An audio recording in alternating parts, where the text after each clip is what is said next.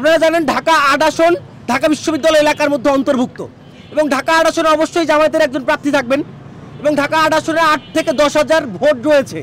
তো তারা নির্বাচনের আগে কোনোভাবে এই কর্মকর্তা কর্মচারী শিক্ষকদের সাথে কোনো প্রকার ভোটজনিত রাজনীতির জন্য ঝামেলায় জড়াইতে চান না। এটা হচ্ছে আমার অ্যাজাম্পশন, এটা কেউ বলছে এমন না, এটা আমার অ্যাজাম্পশন। এবং এটা নিয়ে আমরা দেখছি যে হচ্ছে ডাকসু সেম স্ট্যান্ড নিয়েছে, কর্মকর্তা কর্মচারীদের যে বিল্ডিং দখল ইস্যু সেখানে একই স্ট্যান্ড নিয়েছে, অর্থাৎ তারা কর্মকর্তা কর্মচারীদের সাথে ইলেকশনের আগে কোনো ঝামেলায় জড়াইতে চান না, কারণ ঢাকা ৮ আসনটা তাদের জন্য স্ট্র্যাটেজিক্যালি খুবই গুরুত্বপূর্ণ।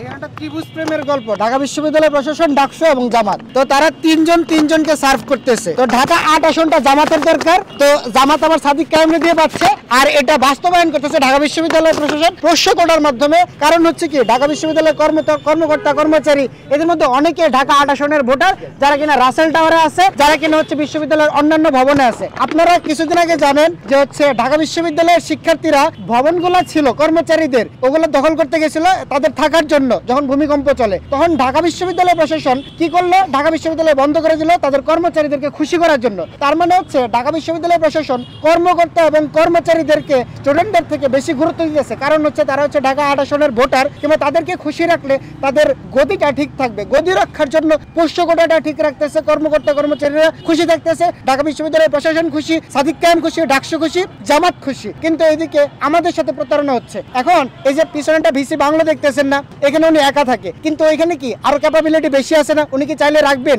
ঢাকা বিশ্ববিদ্যালয়ে কেন তিনি এক্সট্রা ২০০ জন লোক রাখতেছেন? ওনার বাসায় কি উনি এক্সট্রা ১০ জন লোক রাখবেন?